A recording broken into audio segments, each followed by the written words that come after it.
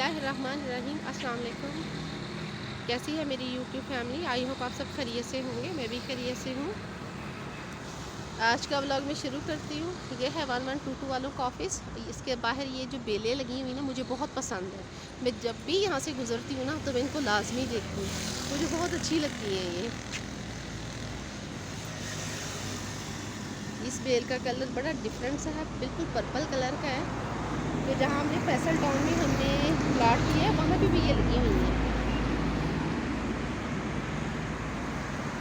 ये देखिए माशाल्लाह से कितनी खूबसूरत बेलें हैं। इसी तरह की बेल्स मैंने यहाँ हाउसिंग स्कीम है यहाँ हमारे, तो वहाँ पे भी एक घर के बाहर लगी हुई हैं, मुझे बहुत अच्छी लगती हैं। तो मैंने वहाँ की भी एक बार वीडियो बनाई थी। हम आज संडे था तो बच्चों को बाहर घुमाने के लिए लेके आए थे, तो ये मुझे अच्छी लगी चीज़। मैंने कहा चलो इसकी वीडियो बना लेते हैं। इसके साथ ही मंदिर रोड है। बाइक पे बैठूँगी।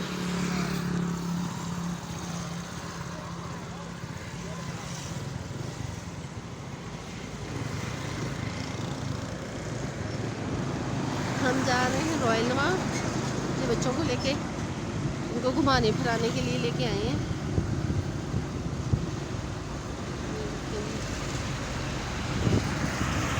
आज शाम बारिश बताई है। साइड से देखिए सूर्य ग्रूब हो रहा है। ये हमारे वन में रोड है।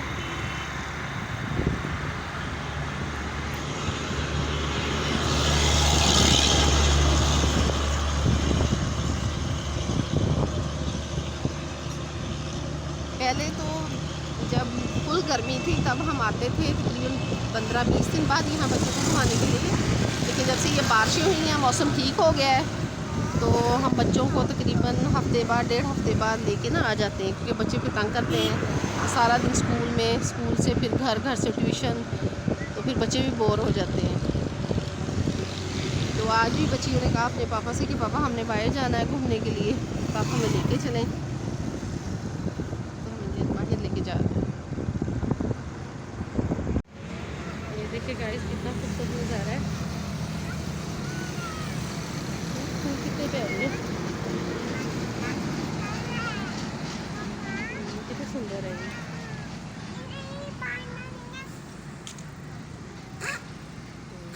अच्छे लग रहे हैं। चलो निकलो यहाँ से, आ जाओ। ये हमारे है पाक फ़ज़ाइया वालों का टाउन है। ये बहुत खूबसूरत टाउन है। यहाँ की सड़कें भी, गली गली में इन्होंने सड़क बनाई हुई है और माशाल्लाह से बहुत खूबसूरत है। हमने पहले भी एक बार इसका विज़िट किया था, तब हमने प्लॉट लेना था, तब हम यहाँ आए थे, पर यहाँ के ना प्लॉट की कीमतें बहुत ज़्यादा आप हैं, तो फिर हम नहीं ले सके थे, हमने नहीं लिया था। हालांकि बैक साइड पे भी वही रेट था इनका और फ्रंट का भी वही रेट था। हालांकि ऐसा होता नहीं है, बैक पे जो है रेट कम होते हैं और जो फ्रंट है वहाँ पे जो है रेट इनके अब वो तो अब है ही, लेकिन बैक पे जो है वो उनका रेट कम होता है। लेकिन ना इनका तो नया ही कानून था, तो ये ऊपर वाले जो फ्रंट पे थे वो उनका भी वही रेट, बैक पे भी वही रेट दे रहे थे, तो फिर हमने नहीं खरीदा था। जाते जाते हमने कहा चल के यहाँ से निकल।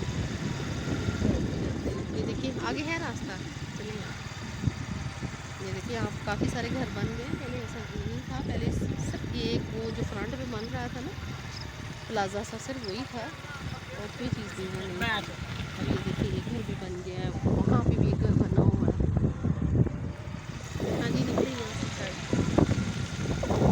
सिर्फ वो प्लाजा नहीं बना, काफ़ी सारे घर बन रहा है साइड। बेसमेंट भी बनाया हुआ है साइड पे ना। ज़्यादा दूर तक नहीं गए हम, बाहर निकलते हैं यहाँ से। जो सामने टाउन बना है ना, वहाँ पे काफ़ी ज़्यादा घर है, लेकिन वहाँ पे ना एक बड़ा इशू है।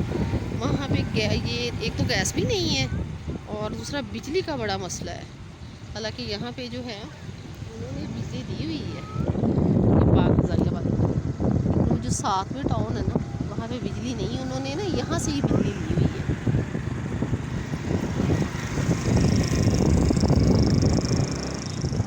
जहाँ हमने अमेर गार्डन में घर बनाया था अपना, वहाँ पे भी बिजली का बड़ा इशू था। बिजली तो दी थी लेकिन उन्होंने मीटर नहीं लगा के दे रहे थे। मीटर जो था उसकी डिमांड नोटिस ले लेते थे, लेकिन फिर भी उन्होंने मीटर नहीं लगवा के दिया। उन्होंने बड़ा मसला खड़ा किया था हमारे साथ ना।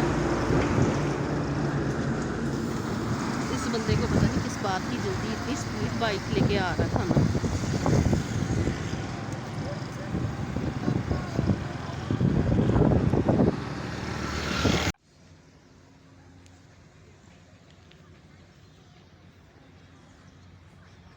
ये देखिए उस दिन हम आए थे तो ये घास जो था ना इतना सड़ा सड़ा सा था, पता नहीं शायद ऊपर से इन्होंने कटिंग की हुई थी। आज माशाल्लाह से भी बिल्कुल सब्ज़ है, बहुत अच्छा लग रहा है।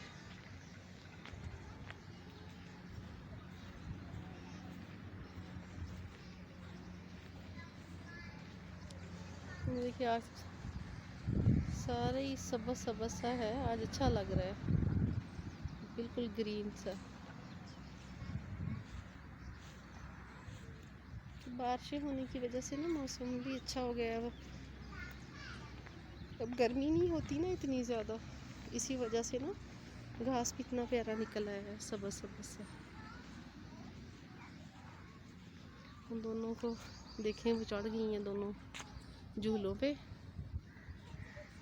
ऐसा झूले देना बहन को। ये आसमान देखें ऊपर से, अल्लाह अकबर। वो बंदा मुझे कह रहा था मैं आप लोग हॉल में आ जाए, मैंने कहा नहीं हमारे बच्चों ने झूले लेने हैं अभी तक, हम इसीलिए साइड पर आए हैं, क्योंकि हम खाना खाने नहीं आए, हम सिर्फ बच्चों को घुमाने के लिए लेके आए हैं।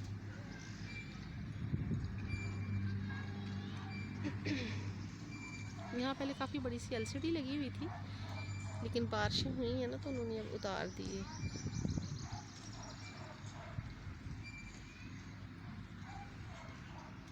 दोनों झूले ले रही हैं, एंजॉय कर रही हैं। जी बेटा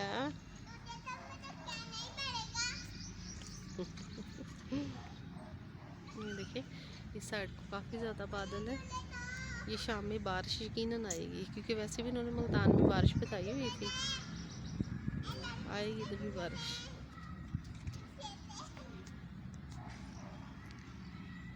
इस साइड को भी इन्होंने कंस्ट्रक्शन का काम शुरू किया हुआ है, लगता है यहाँ भी ये शादी हाल ही बना रहे हैं, और काफ़ी खूबसूरत लग रहा है। इस साइड को जो बना रहे हैं ना, ये भी मेरे ख्याल में रॉयल नवाब वालों का ही है। उनके बाबा अभी तक बाइक खड़ी करके नहीं आए। मैं अभी झूले में बैठी हुई, इसलिए आप लोगों को वीडियो ऐसे नज़र आ रही होगी।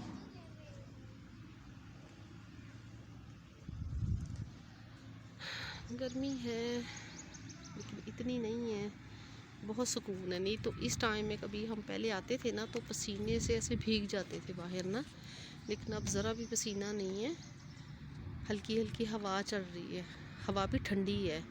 तो अब सूरज भी छुप गया है ना तो बिल्कुल भी गर्मी नहीं लग रही। लेकिन अगर ये हवा ना चले तो फिर लगता है कि गर्मी है अभी भी, लेकिन हवा चलने की वजह से नहीं लगता कि गर्मी है। आज मैं आप लोगों को एक टोटका बताती हूँ फिर इसको ना फ्रेश रखने के लिए, कि आप लोग एक अदद लीमू ले लें और साथ में ले लें बेसन, 1 चम्मच बेसन का, एक लीमू जो है उसका रस का 1 चम्मच ले लें। इन दोनों को मिक्स करें और थोड़ा सा शहद डाल दें इसमें। तो डाल के ना तो उसे मिक्स करें, मिक्स करने के बाद ना 10-15 मिनट फेस पे लगा रहने दें। तो जब थोड़ा सा ये सख्त हो जाए, फेस पे ड्राई हो जाए, तो उसे ना हाथों से हल्का हल्का मसाज करें। मसाज करने के बाद उतार दें। अब यकीन करें उसके बाद फेस धोएंगे ना ऐसा लगेगा जैसे ना बहुत अच्छा कोई फेशियल करवाया आप लोगों ने, और चेहरे पे इतनी ग्लो आएगी ना कि बेख्तियार जो ना हाथ लगा के देखने को दिल करेगा। तो लीमू तो वैसे ही दिल को बिल्कुल साफ़ शफाफ कर देता है। जाओ बेटे बहन को झूला दो, मुझे छोड़ दो, जाइए आप। वो मुझे झूला दे के चली गई है।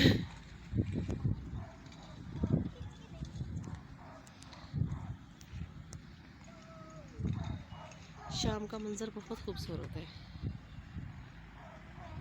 मुझे सारा यासीन के ब्लॉग का इतनी शिद्दत से वेट होता है ना, उसका ब्लॉग नहीं आ रहा, तो ऐसा लगता है जैसे ना यूट्यूब बिल्कुल खाली खाली सा हो गया है। पता नहीं, हम शायद उसे बहुत ज़्यादा पसंद करते थे, अब उनके व्लॉग नहीं आते तो शायद इसी वजह से ज़्यादा हमें महसूस होता है। तो मैं तो दुआ करती हूँ कि या अल्लाह वो जल्दी से ठीक हो जाएं, दोबारा से ना व्लॉग बनाना शुरू कर दें, ताकि हमें पता चले कि यूट्यूब पे भी रौनक वापस आ गई है। आज साजिद भाई का व्लॉग आया हुआ था, उनका भी जो था चैनल मुस्तफ़ा साजिद के नाम से, जो पहला जो चैनल बना हुआ था ना उनका, वो पता नहीं मोनेटाइज हो गया है। तो बता रहे थे उन्होंने नया चैनल बनाया है, वो भी मुस्तफ़ा साजिद के नाम से ही है। मैंने आज उन्हें सब्सक्राइब किया था, आज उनका पहला व्लॉग था। तो वो बता रहे थे कि इंशाल्लाह 2-3 दिन तक तो ना सितारा यासीन का ब्लॉग आएगा। लेकिन सितारा यासीन ने जो अपनी आईब्रो को मीन के कट लगा लिए ना, वो उसका मुझे बहुत दुख है। इतना खूबसूरत फेस था उसका, उसने सारा अपने आप को बर्बाद कर लिया है। बंदा पूछे, लोग हज़ारों इल्ज़ाम लगाते हैं, बहन ने लगा दिया, लोगों ने लगा दिया, तो कम से कम तुम अपनी हालत तो ऐसी ना करो ना। ऐसे हालत करने से क्या फ़ायदा होगा? तुम इतनी अजीब लग रही है वो। चलो कोई बात नहीं, हज़ारों परेशानियाँ आ जाती हैं, बच्चे चुप करो। हज़ारों परेशानियाँ आ जाती हैं ज़िंदगी में, इसका ये मतलब तो नहीं ना कि बंदा अपनी शक्ल ही बिगाड़ ले। ये उसकी चीज़ मुझे सितारा यासीन की बिल्कुल भी अच्छी नहीं लगी, ये चीज़ उसने गलत की है। चलो हुआ, वो डिप्रेशन में थी, हम मानते हैं इस चीज़ को, कि जिस तरह के इल्ज़ामात उस पर लगे थे, तो ज़ाहिर सी बात है बंदे की बर्दाश्त से बाहर हो जाते हैं। लेकिन ये चीज़ गलत की उसने, कि अपने आप को बालों को कट लगा लिए और जो आईब्रो थी उन्हें भी उतार दिया। ये मुझे बहुत तकलीफ़ हुई उन्हें इस हालत में देख के, और बहुत तरस भी आया कि ये क्या कर लिया इसने अपने साथ। चलो बहरहाल उसकी बहन खुश रहे जिसने इतने बड़े इल्ज़ाम लगाए उस पर। अल्लाह हदायत दे उसकी बहन को भी, जो भी था उसकी बहन को वाईटी पे नहीं लेके आना चाहिए था इस केस को। बंदा पूछे कि वाईटी वाले क्या तुम्हें इंसाफ दिला देंगे? क्या तुम्हारा शौहर जो है वो सितारा के साथ अगर गंदा था तो क्या वो ठीक हो जाएगा? ऐसी बातें वाईटी पे लाके करने की तुक ही नहीं बनती थी। अपनी माँ को बताती, उसकी माँ खुद ही सितारा को समझा लेती, या सितारा से वो खुद ही बात करती, सिर्फ घर का मामला घर तक ही रखती। ऐसे करने का फ़ायदा ही कोई नहीं था। चलो जो वैसे शौहर की नज़र में शायद उसकी इज़्ज़त बड़ी रहती है कि चलो इसने मेरे राज को राज रखा, मुझे दोबारा एक्सेप्ट किया, इसने मुझे ज़लील नहीं होने दिया, तो उसके दिल में, इसके शौहर के दिल में उसके लिए और ज़्यादा मोहब्बत बढ़ जाती। और सारी ज़िंदगी उसका शौहर उसके सामने आंखें भी उठा के बात ना कर पाता, बल्कि वो सारी ज़िंदगी उसका आसानमंद रहता। लेकिन उस पागल औरत ने वाईटी पे ला के अपनी इज़्ज़त का तमाशा बनाया, अपनी बहन भाइयों की इज़्ज़त का तमाशा बनाया, शौहर की इज़्ज़त का तमाशा बनाया। उसे यही नहीं पता चला कि मैं अपनी मेरी बच्चियों का बाप है ये, मैं इसे अगर गंदा करूँगी वाईटी पे लाके अपनी बहन के साथ, तो कल को मेरी बच्चियों का मुस्तकबिल क्या होगा? वो जिस घर में भी जाएंगी ना, लोग ने ये ताना लाजमी देंगे कि तुम लोगों का बाप गंदा था, उसे रिश्तों के तकद्दस का नहीं पता था, वो अपनी मीन के साली के साथ गंदा था, तुम उसी गंदे बाप की बेटियाँ हो, तुम लोगों में भी उसी का खून है, तुम लोग भी यकीनन गंदी होंगी। वो ना बातें करें तो फिर कहना। लेकिन बहुत सारी औरतें हैं जो अकल की मोटी आती हैं, उन्हें नहीं पता चलता कि ये बात करनी चाहिए सब पब्लिक के सामने या किसी रिश्तेदार के सामने, या नहीं करनी चाहिए। बंदा पूछे तुम्हारे साथ तो जो भी हुआ, लेकिन कम से कम इतना तो सोचो ना कि तुम्हारी बच्चियों का मुस्तकबिल जुड़ा हुआ है, वो तुम्हारी बेटियों का बाप है। अब सारी ज़िंदगी बेटियां भी बेचारी ताने खाएंगी, तुम्हारे साथ तो जो हुआ वो हुआ। कम से कम अपनी बच्चियों का मुस्तकबिल तो महफूज करो ना, उन बेचारियों को तो कटहरे में ला के खड़ा ना करो ना। लेकिन उस माई ने कर दिया, अब वो भुगतेगी, खुद भी जलील होगी अब, और बेटियों को भी जलील करवाती रहेगी सारी ज़िंदगी। उसके ससुराल वाले कहते रहेंगे गंदे बाप की गंदी बेटियाँ। लेकिन उस औरत ने पता नहीं, मेरी तो समझ से ही बाहर है कि अल्लाह के घर में रह रही थी, अल्लाह के घर में रहते हुए भी उसने इतनी घटिया सी हरकत की है। अल्लाह के मेरा अल्लाह हज़ारों लोगों के पर्दे रखता है, बल्कि सबके पर्दे रखता है। वो औरत सिर्फ अपनी सकी बहन और अपने शौहर का पर्दा नहीं रख सकी, उसने उसे ला के पब्लिक पे इतना उछाला कि जिसकी हद नहीं कोई। किसी को भी ना देखती, सिर्फ अपनी बेटियों का मुस्तकबिल देखती कि मैं अगर बेटियों के बाप को गंदा करूँगी ना, तो कल को मेरी बेटियों को लोग ताना देंगे, उसके ससुराल वाले उनका जीना हराम कर देंगे। ज़ाहिर सी बात है, सारी ज़िंदगी उसने बेटियों को घर में तो नहीं बैठाए रखना ना, शादी तो करनी है ना उनकी, लेकिन उसने किसी बात को नहीं सोचा। बहरहाल ये उनका अपना फेल है, भुगती रहेगी जैसे उसने किया है। मुंह से जो वर्ड्स निकल गए हैं वो वापस तो हो नहीं सकते। तमाशा तो उसका बन गया दुनिया में, और सारी ज़िंदगी बनता ही रहेगा। सारी ज़िंदगी लोगों ने इस बात को छोड़ना नहीं है, तब पता चलेगा किसने माजी में कितनी बड़ी गलती कर ली, इसको पब्लिक पे ला के। क्या पब्लिक ने उसे, जो वाइटी है उसने क्या उसे इंसाफ दिला दिया है? क्या किया है? लोग तमाशा देख रहे हैं, कोई यहाँ से बात उठा रहा है, कोई वहाँ से बात उठा रहा है, फ़लाँ कह रहा है कि उनकी पिक्चर जो है वो लीक करो, ये करो, वो करो। क्या हुआ? कुछ भी नहीं। लानती औरत, नुकसान तुम्हारा खुद का हो गया है। बहन भाइयों की नज़रों में, सबकी नज़रों में, पब्लिक की नज़रों में शौहर को गंदा कर दिया, बहन को गंदा कर लिया। पर अल्लाह ताला हिदायत दे ऐसी औरतों को, अल्लाह ताला उन्हें इतनी समझ बूझ दे को अपनी भी इज़्ज़त का ख्याल रखें और शौहर की इज़्ज़त का भी ख्याल। शौहर तो था ही चवल बंदा, वो तो था ही घटिया, वो तो था ही कमीना इंसान, लेकिन कम से कम तुम अपनी बच्चियों को देखो, अपनी बच्चियों को सोचो, उनका तो कम से कम मुस्तकबिल तबाह ना करो। पर तबाह कर दिया उसने तो चलो अल्लाह ताला उसे हिदायत दे। हमारी तो दुआ है कि आगे वो ऐसी कोई भी गलती ना करे। इसी के साथ मैं वीडियो का एंड करती हूँ। अब सब बहन भाई अपना बहुत ज़्यादा ख्याल रखिएगा और मुझे दुआओं में याद रखिएगा। इंशाल्लाह कल की नई वीडियो से दोबारा मिलेंगे। अल्लाह हाफ़िज़।